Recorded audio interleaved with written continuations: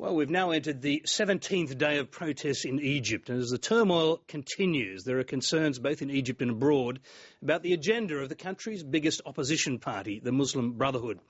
Our guest tonight is a senior member of the Muslim Brotherhood who's still in close contact with the leadership in Egypt. Dr. Kamal El-Helbawi joined me earlier from our studio in London. Dr. El-Helbawi, thank you for joining us. No, it's a pleasure. It's a pleasure. Do you see the Iranian revolution in any way as a model for what could happen in Egypt? No, there is a big difference between the revolution in Egypt and the revolution in Iran. Some of the differences can be summarized in the following points. The revolution in Iran was led by the mullahs, the scholars, but the revolution in Egypt is led by the people from different sectors of life. So there is no way to say that it will go according to the model of the revolution in Iran. In Egypt we have different religions. We have Muslims, we have Christians, we have others as well, and we have different political orientations. We have leftists, we have Nasrids, we have liberals, we have seculars, and we have Islamists. And this makes a big difference that the future administration in Egypt should take in consideration the multi-party system and all related matters related to political reform, mainly in Egypt. So in some ways it is different from the Islamic revolution. But this does not mean that the Islamic revolution in Iran did not have impact, although it was very slow, on other areas in the region. Well, that's certainly the case. And you mentioned the range of parties there, and your own party, the Muslim Brotherhood, is considered to be an Islamist party, and I'm just wondering how much power could they conceivably get if Egypt had free and fair elections? Could you end up as the ruling party, the governing party? It may happen if the people select a majority of the parliament from Islamists, but I can assure you at present the Muslim Brotherhood popularity can reach 35, 39, up to 40% if there is non-rigged and there is free election in Egypt.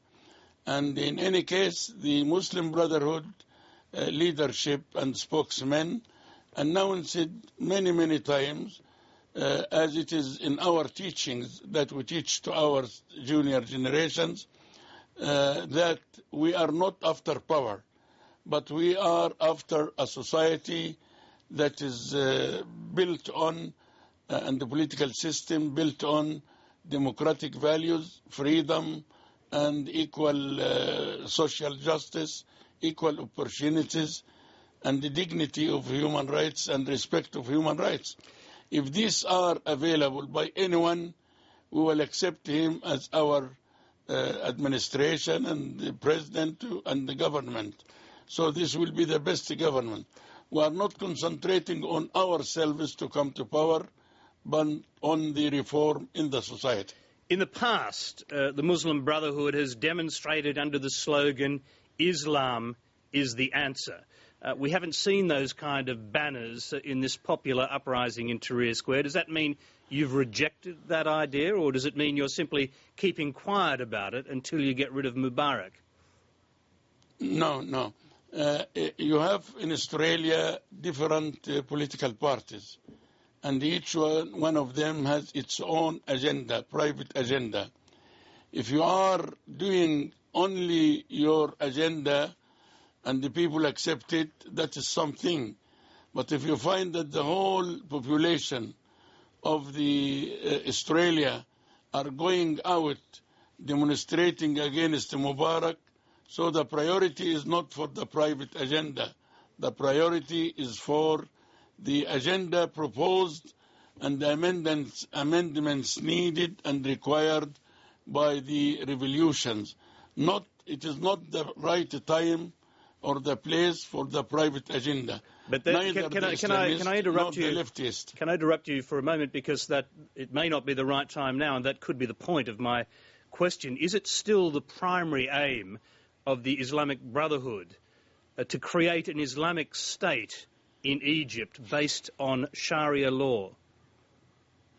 They will promote that aim and objective, but if the people agree for it, there is no enforcement. If the people like it to be ruled by Islam, why not? This is not our immediate aim at present, but we will not forsake that aim, and we will work for it in future peacefully, not through enforcement. If it is a long-term aim, if it came to pass, if the Muslim Brotherhood became the governing party in Egypt, what would change in Egypt? For example, would the Muslim Brotherhood, would a government dominated by the Muslim Brotherhood tear up the peace treaty with Israel? No. There will be many changes, but not to that effect. We are taught since our youth and young days, early days, to respect all the covenants and respect all the treaties, including the peace process.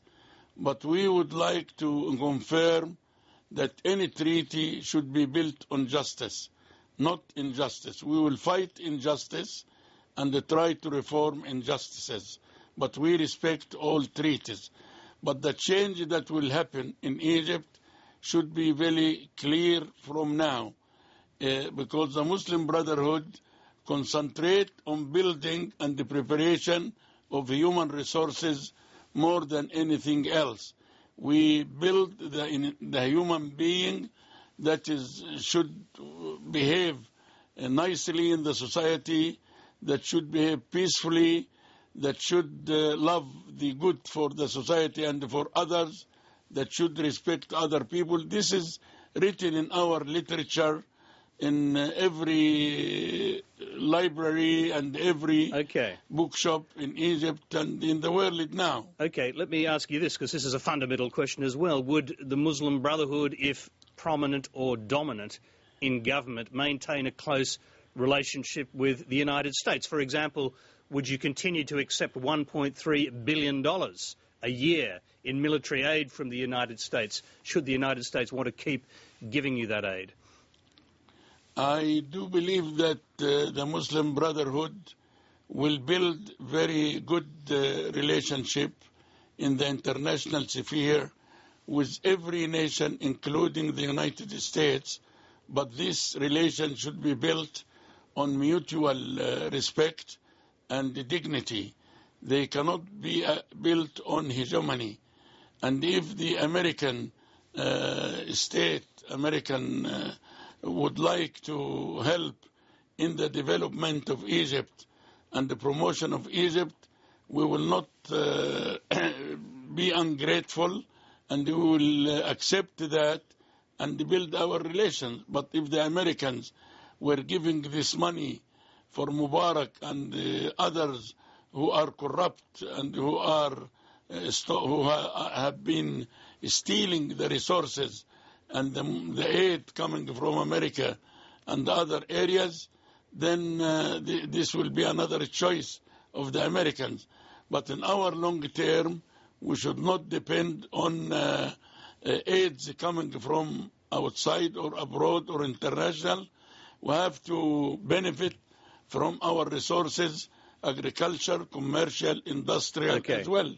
We're nearly out of time, and I've got to ask you this one last question. You said that if the Muslim Brotherhood gained power, it would seek to institute Sharia law with popular support. How quickly could that possibly happen? And just give me one major change you would see in Egypt if Sharia law were introduced by your government.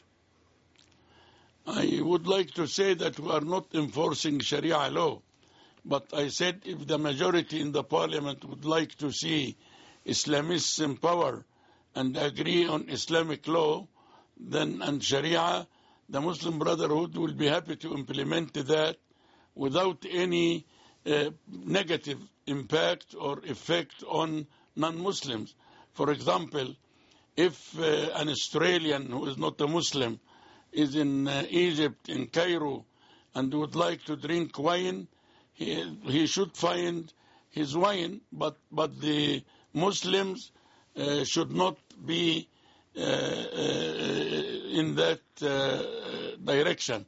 It should be because Islam does not want a Muslim to drink wine, for example, or commit adultery.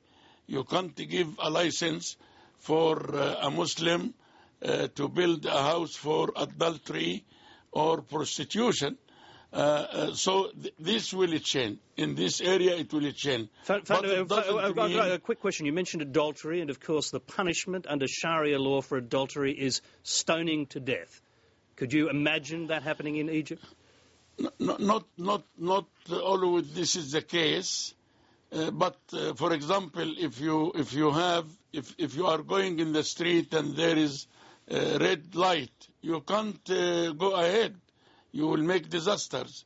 So this is the red light that should not be trespassed, and it is not necessarily to capital punishment, but the ruler has its power to make it less punishment according to the seriousness of the crime committed. Okay. And by the way, adultery, in the 10 Commandments, adultery is also prohibited.